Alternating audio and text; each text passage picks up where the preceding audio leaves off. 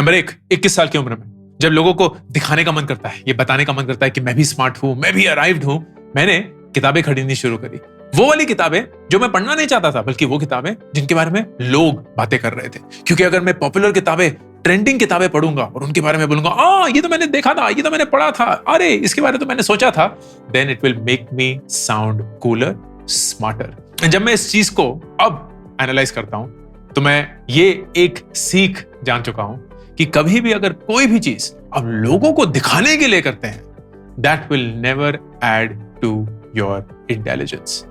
इस वीडियो में जो 20s की डेकेड में मैंने बेइंतहा गलतियां करी हैं, उनके बारे में बात ना करते हुए 10 ऐसी चीजों के बारे में बात करूंगा जो मैंने खरीदी और खरीद के अब आज की डेट में पछतावा होता है कि यार क्या सोच रहा था। एंड उन सारे रिग्रेट्स के साथ एक अटैच्ड लेसन, ताकि आप अपने 20s, अपने 30s में वो सारी गलतियां ना दोहराएं। नंबर 2, 22 साल की उम्र में।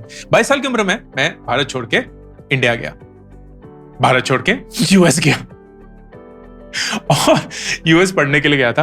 तो जब अपना देश छोड़ के जाते हैं, अपना वतन छोड़ के जाते हैं, देन ऑफ कोर्स बहुत बुरा लगता है, बहुत मिस करते हैं। And I thought a good way to connect, phone तो चलता रहता था, ईमेल तो चलता रहता था, इज न्यूज। तो कुछ न्यूज साइट्स होती थी जो एनआरआई सब्सक्रिप्शन सेल करती थी। एंड अगर आप वो खरीदेंगे तो आपको डिजिटली वैसे ही पेपर दिखेगा जैसे आपके फिजिकल फॉर्म में रोज आप पढ़ते होंगे। तो मेरे को लगा यार ये तो बनता है। And I started reading the news.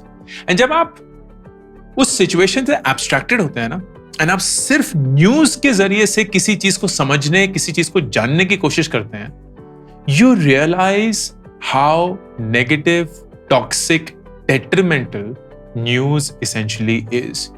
क्योंकि न्यूज का मकसद आपको कुछ बताना नहीं है, न्यूज का मकसद आपको टिटिलेट करना है, आपको प्रोवोक करना है, आपको एक्साइट करना है।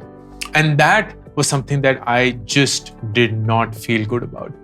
मेरा सबसे बड़ा लेसन उस पॉइंट पे यही था कि मुझे जिंदगी में अगर कुछ समझना होगा तो मैं न्यूज के जरिए से वो कभी नहीं समझूंगा।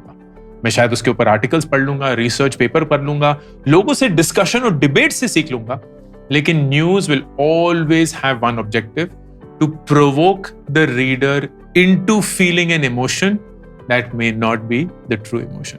और वो लेसन आज तक बरकरार है। So I do regret buying that news subscription. 3 महीने 6 महीने मैं बहुत हिला हुआ था। मुझे ऐसा लगता था कि अपना देश में सब कुछ बर्बाद ही हो रहा है, कोई कुछ सही से काम ही नहीं हो रहा, एक दूसरे को लोग मारे जा रहे हैं, चोरी चकारी चल रही है, बलात्कार हो रहे हैं, पता नहीं क्या क्या हो रहा है।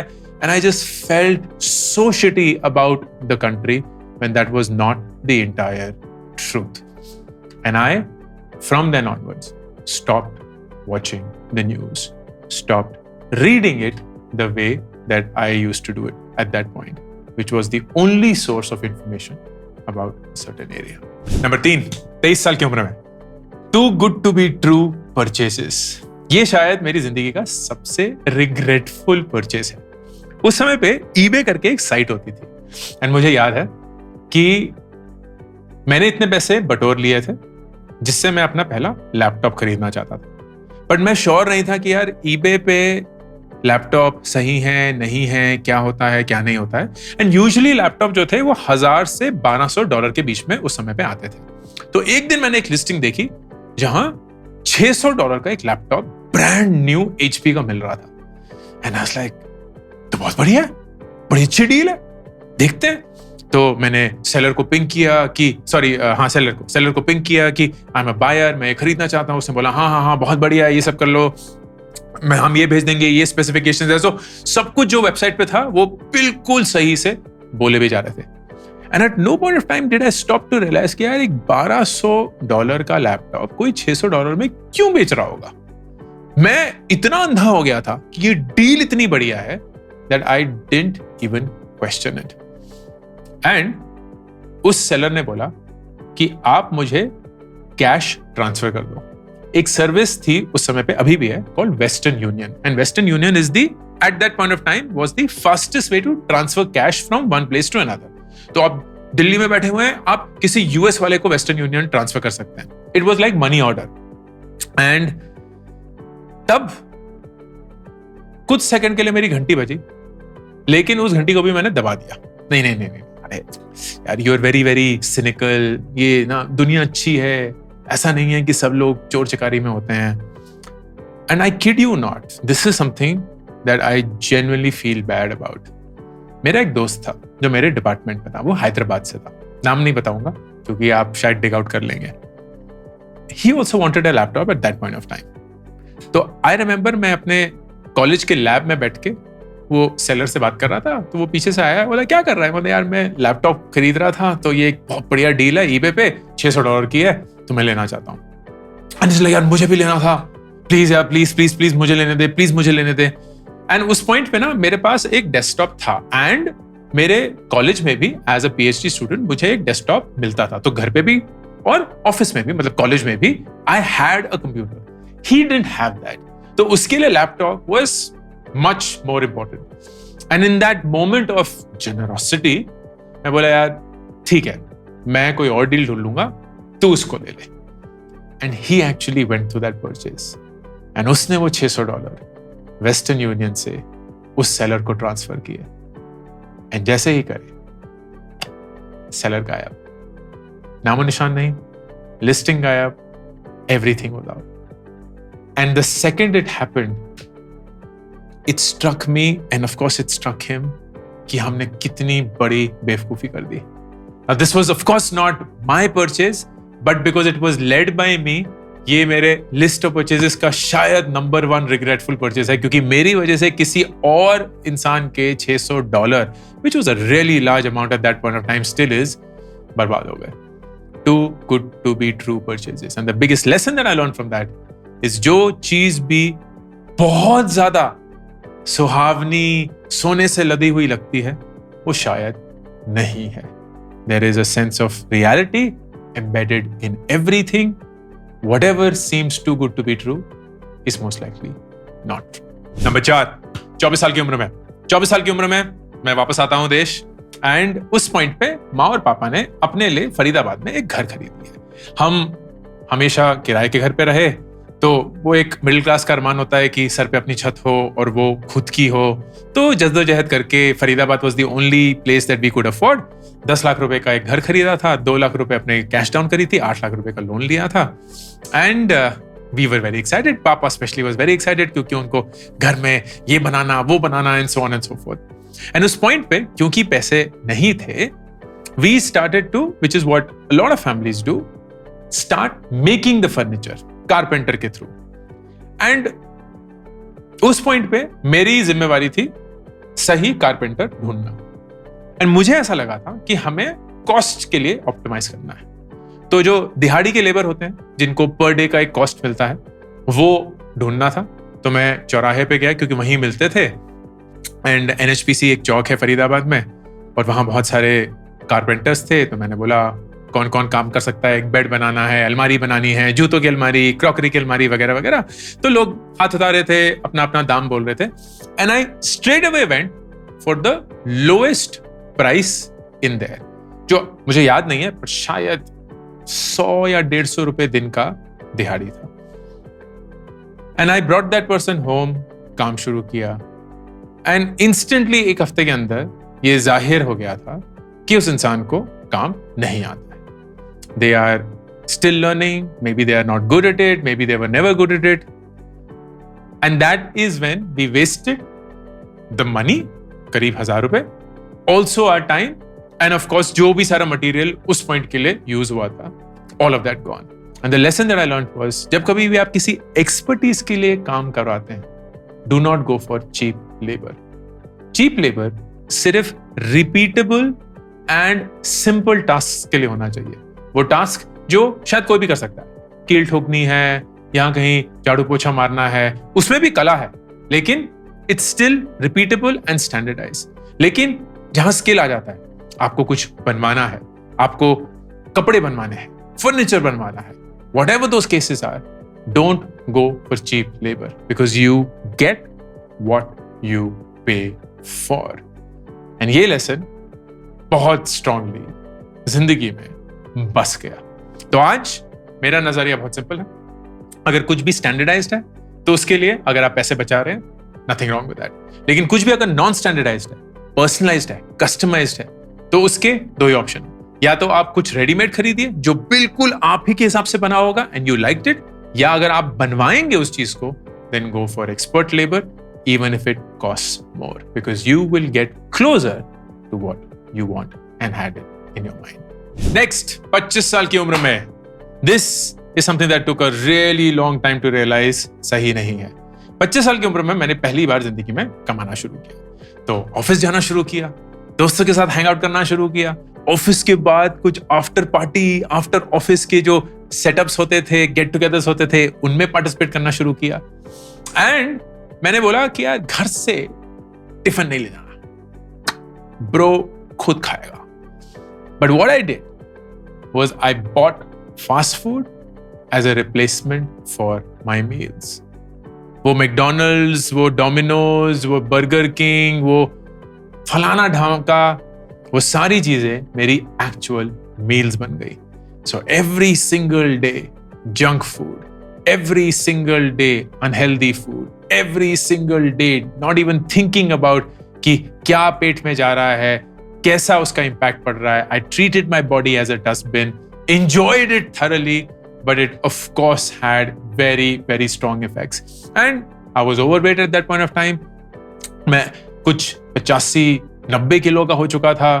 I was not fit, I was not agile, I was not, I would say I was not even in my zone. Like वो होता है ना कि एक लेथार्जी सी होती है, आलस सा आता रहता है. शायद दिमाग चल रहा है और चलता था, लेकिन physically you don't feel that you have arrived, that you are at your best. वो 100% केस था. And it took of course several years later, 32 साल की उम्र में जब मेरी सर्जरी हुई और फिर उसके बाद बेड रेस्ट पे मैं गया. फिर मेरे 33 साल की उम्र में 6 पैक्स आए. फिर उनको लास्ट 10 साल से मेंटेन करके रखा, मतलब 6 पैक्स को नहीं बट फिजिकल फिटनेस को. अब 10 साल की एनिवर्सरी पे 43 पे फिर से 6 पैक्स के लिए फाइट मार रहा हूँ. And all of that happened much later in life, 33 साल. But at the age of 25 I regret buying fast food as a replacement for my meals. And lesson यही था कि don't treat your body as a dustbin. Don't assume कि आपके 20s में क्योंकि आपको उसका इम्पैक्ट नहीं दिखता, it is not impacting you. It is, and it is going to hurt you in the long run. Next, 26 साल. And 26 साल पे मैं ISB से ग्रेजुएट हुआ. And ISB से जब ग्रेजुएट हुआ तो पहली बार जिंदगी में बढ़िया सा पैसा कमाना शुरू किया. तो थोड़ा बहुत ट्रैवल करना शुरू किया. लेकिन मिडिल क्लास फितरत, पैसे बचाने हैं, and that is the way that you think about it. Time पैसा है, इसका कॉन्सेप्ट रजिस्टर ही नहीं हुआ था कभी जिंदगी में. तो आई रिमेंबर एक फ्लाइट ली थी मैंने जहां 2 स्टॉप ओवर थे. And the reason I chose that was क्योंकि वो चीपेस्ट फ्लाइट थी. लेकिन वो सुबह कुछ 5 बजे पहुंच रही थी आफ्टर टेकिंग ऑफ शाम को कुछ. तो 7-8 घंटे तक तुम ट्रैवल ही कर रहे हो. एयरपोर्ट पे ही 1-2 घंटा का स्टॉप ओवर, वेटिंग वगैरह. एंड जब आप सुबह 5 बजे पहुंचते हैं, ऑफ कोर्स 5 बजे आपको कोई भी होटल का कमरा नहीं मिलेगा. उसका चेक इन 12 बजे है. तो आप वो 7 घंटे भी एक तरीके से वेस्ट करते हैं क्योंकि सुबह 5 बजे कुछ खुला भी नहीं होता है, ना ही आप सो सकते हैं. So I technically wasted almost 12 to 16 hours of my time क्योंकि वो मुझे चीप फ्लाइट मिली थी. And that is what I regret. I regret not having the intelligence to think through कि यार आप अगर सारे कॉस्ट ऐड करेंगे कि आपका होटल का भी खर्चा हो सकता था अगर आप जल्दी पहुंच गए, आपकी फिजिकल एनर्जी का खर्चा है, आपका डे लॉस्ट का खर्चा है, एंड ऑफ कोर्स आपकी फ्लाइट का खर्चा है. उन सबको जोड़ के it may actually be cheaper to buy a direct flight than to buy flights of stop overs. And this is something that I figured कि यार टाइम इज मनी. आपका वक्त आपके पैसे के समान है. एंड जितना आप अपने वक्त को फिजूल खर्चेंगे, उसको कोई वैल्यू नहीं अटैच करेंगे, the more you will end up wasting your time trying to save money. Next, 27 साल की उम्र में this is not something that I'm proud of. 27 साल की उम्र में रुचि और मैंने शादी करी और हम हनीमून के लिए कोह सामुई थाईलैंड गए थे. It's a beautiful island. And Thailand में 2-3 चीजें फेमस हैं. एक तो वहाँ के मसाजेस बहुत फेमस हैं, बहुत बढ़िया मसाजेस होते हैं, तो हम दिन भर मसाज कराते थे, मतलब हर रोज मसाज कराते थे. दूसरा आर फेक प्रोडक्ट्स. एंड वहां एक दुकान पे जाकर मैंने एक फेक लग्जरी घड़ी खरीदी. The brand of that watch, मुझे अभी याद है, was Patya Philip. It is pronounced as Patya Philip, P-A-T-E-K Philip, and it is one of the world's most expensive watches. Of course, वो जो मैंने घड़ी खरीदी थी वो शायद 3, 4, 5 लाख की होगी, एंड मैंने शायद 1000 या 500 रुपए में खरीदी होगी. And I regret buying that watch, not because वो फेक थी and moralistically मुझे बुरा लग रहा है या nothing. I regret buying it क्योंकि उस पॉइंट पे I still cared about the fact that people will perceive me in a certain way अगर मैं वो महंगी घड़ी पहन के दुनिया के सामने जाऊंगा. वही असलियत थी. मुझे क्या फर्क पड़ रहा है कि मैं वो 500 रुपए की घड़ी खरीद रहा हूं कि नहीं. टाइम तो हर एक घड़ी दिखाती ही है, लेकिन वो 500 रुपए की घड़ी मैं फेक क्यों खरीदने के लिए तैयार हूं? क्योंकि मुझे ऐसा लगता है कि वो घड़ी देख के शायद कोई इंसान बेवकूफ ही सही ये यकीन करेगा कि मैं बहुत अमीर हूं, कि मुझ में बहुत पैसा है. And that is what I regret. I regret not feeling self assured with who I am. Trying to show कि मैं अपने 20s में अमीर हूं, जबकि 20s में किसी को भी अमीरियत दिखाने का कोई रीजन नहीं होना चाहिए, क्योंकि कोई भी दुनिया में एक्सपेक्ट नहीं करता कि आप अपने 20s में अमीर हैं. लेकिन अगर आप अपनी पूरी जिंदगी उसकी तरफ ढाल देंगे and you will try and project कि मेरे पास ये बंगला है, ये गाड़ी है, ये शान है, ये शौकत है, तुम्हारे पास क्या है, you will and up in the exact same trap जो दुनिया आपके लिए बना के बैठी. नेक्स्ट, 28 साल की उम्र. मुझे अभी भी आता है, ये दिवाली का टाइम, दिवाली की सेल चलती थी. उस समय पे तो Amazon, Flipkart थे नहीं, तो हम नेचुरली फिजिकल ऑफलाइन दुकानों में जाते थे. तो माँ पापा के साथ मैं गया था एंड वहां हम माइक्रोवेव देख रहे थे, क्योंकि माँ पापा एक माइक्रोवेव लेना चाहते थे. And I was earning for the first time, earning good money. तो मैं चाहता था माँ पापा के लिए सारी चीजें लूं. एंड वो माइक्रोवेव हमने लिया एंड उसी के चलते जो सेल्समैन था मैं बोला, सर एक बढ़िया सा नया प्रोडक्ट आ गया, ये देखिए, वैक्यूम क्लीनर. आपको अब झाड़ू पोछे की जरूरत नहीं है, आपको काम वाली बाई की जरूरत नहीं है, आप खुद घर के कोने कोने में वैक्यूम कर सकते हैं. देखिए कितना बढ़िया है. उसने थोड़ी सी धूल डाली, फिर एक रुमाल डाला वो वैक्यूम क्लीनर के ट्यूब पे, ऐसे किया और पूरे का पूरा धूल उस रुमाल में फंस गया था. लाइक वाह, that's brilliant. And we actually bought it. EMI पे खरीदा, जो कि अलग ही चीज थी. एंड फिर शायद हमने एक बार उसे यूज किया होगा, क्योंकि हमारे देश में ये नहीं काम करता. सिंपल, हमारा देश वैक्यूम क्लीनर के लिए शायद बना ही नहीं. धूल मिट्टी इतनी है, हर बार तो वैक्यूम क्लीन नहीं कर सकते हैं. उसकी तारें कितनी कितनी लंबे होंगी, कहां कहां जाएंगी, कोने कोने में फंसेंगी. एंड द ट्रूथ इज कि हम खुद घर की सफाई करते नहीं है. तो हम वैक्यूम क्लीन कर लेंगे, लेकिन कितनी बार कर लेंगे? अगर आप यूएस में देखेंगे तो वहां लोग अपना घर खुद ही संभालते हैं, वहां कोई झाड़ू पोछा करने नहीं आता है. लेकिन वहां धूल मिट्टी कम होती है तो हफ्ते में एक बार करते हैं, कभी कभी 2 हफ्ते में एक बार करते हैं. जैसे मुझे याद है, जब मैं यूएस में था, हम अपना घर हफ्ते में एक बार साफ करते थे. बाथरूम यूज करते थे, रोज करते थे, लेकिन घर का वैक्यूम जो था वो हफ्ते में एक बार, कारपेट महीने में एक बार, because that was all that was needed. लेकिन यहाँ पॉसिबल नहीं है, तो रोज आप वैक्यूम कर रहे हैं is not going to happen. The lesson that I learn after this regretful purchases कि हर एक चीज जो आपको बेची जाती है जरूरी नहीं है कि आपके लिए काम करे. आपका कॉन्टेक्स्ट उतना ही जरूरी है जितना उस चीज की एडवांटेज. तो हाँ, एक वैक्यूम क्लीनर बहुत लोगों के लिए बहुत फायदेमंद हो सकता है, लेकिन हमारे लिए नहीं है, क्योंकि हमारा कल्चर, हमारा जीने का तरीका, हमारे घर का process is not suitable for having a vacuum cleaner. And that's just the reality. And उसके बाद इतने सारे ऐसे डिसीजंस हैं which we realize doesn't work. जैसे फॉर एग्जाम्पल, हमारे यहाँ अब माइक्रोवेव नहीं है. We don't use a microwave. हम हर एक चीज या तो उसी समय पे बनाते हैं because we have the advantage of help, या गरम करते हैं तो तवे पे या कढ़ाई में ही गरम करते हैं. हम कभी भी फास्ट हीटिंग में बिलीव नहीं करते. So we have an oven जिसमें हम चीजें बेक कर सकते हैं, और we have सीधे अपना गैस जिसमें हम चीजें गरम या बना सकते हैं. माइक्रोवेव कोई चीज नहीं होगी. And that's just an adoption that we have had in our lifestyle, and it works really well. So this is something that I regret. Not so much कि पैसे वेस्ट हो गए, but something that सोचा भी नहीं कि ये हमारे लिए काम करेगा कि नहीं, and we just went by the flow क्योंकि सेल्स पर्सन अच्छा था. 29 साल की उम्र, ये है इंटरेस्टिंग. फर्स्ट टाइम ऑन वानिको यूट्यूब चैनल पब्लिक एडमिशन।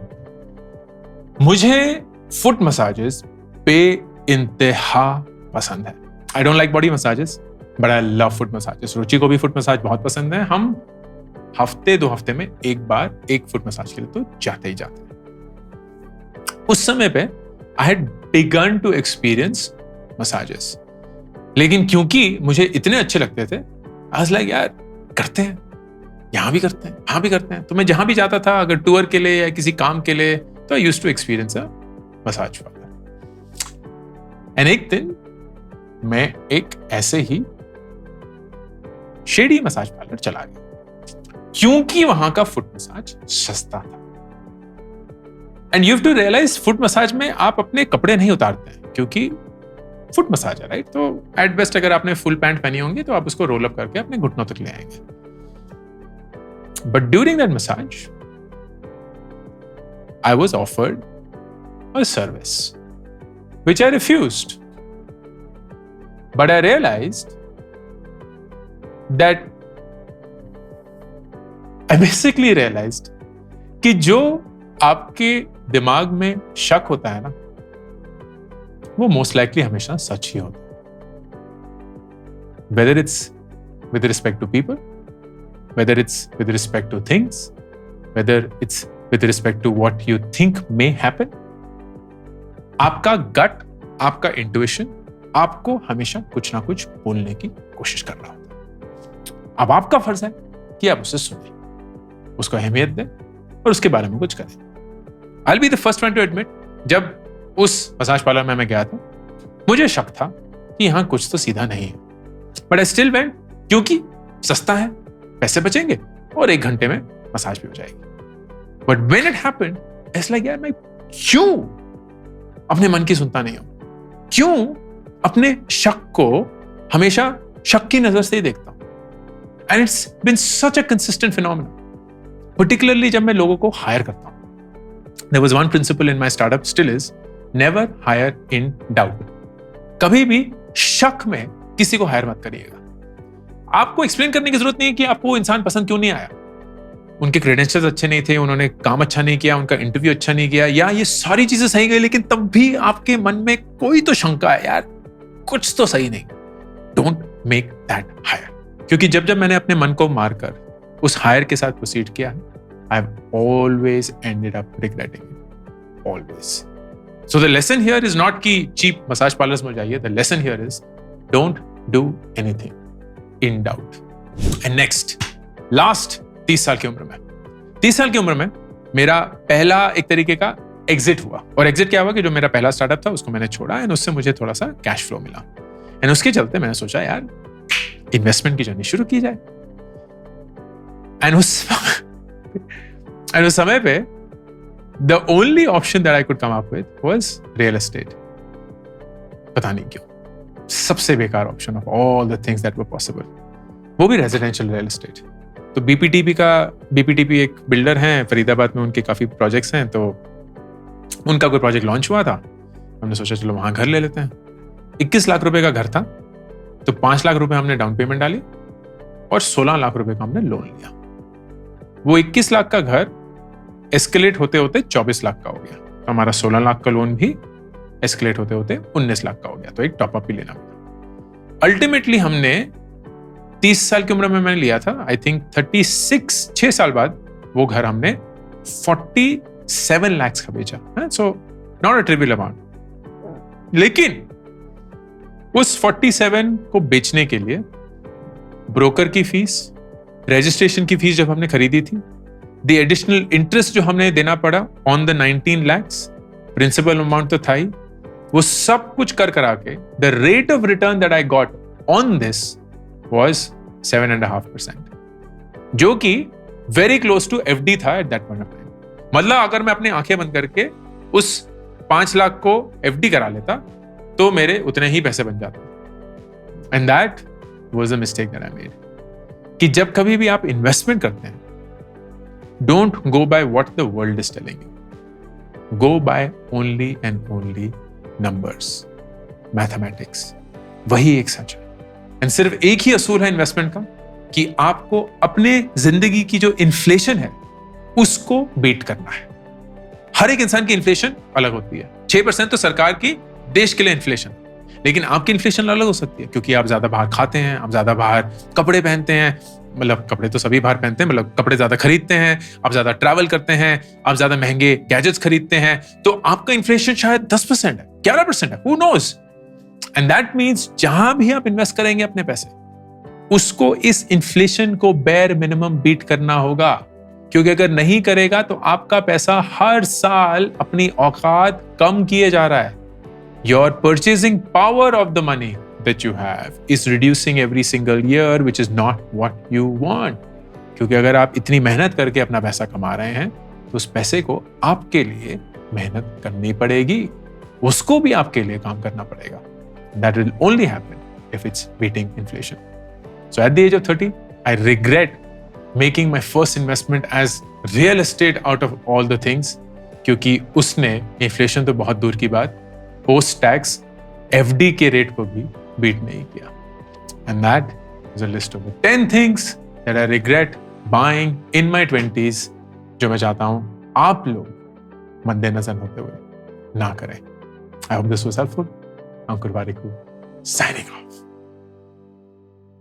मैंने 2 किताबें अभी तक रिलीज करी हैं, do epic shit and gate epic shit done. Do epic shit is more about life के बारे में सोचना, रिफ्लेक्ट करना। बहुत सारे फेलियर्स जो मेरी जिंदगी में मेरे साथ हुए हैं वो मैं आप सब लोगों के साथ शेयर करता हूं। इन गेट एपिक शिट डन में मैं 36 ऐसे लाइफ के सवालों के जवाब देता हूं जो हर एक इंसान की जिंदगी में उनको कभी ना कभी पूछना पड़ता है। ये दोनों किताबें 4 लाख कॉपीज बेच चुकी हैं and I would love for you to pick one of them for you और your best friends. Link pin comment और डिस्क्रिप्शन में।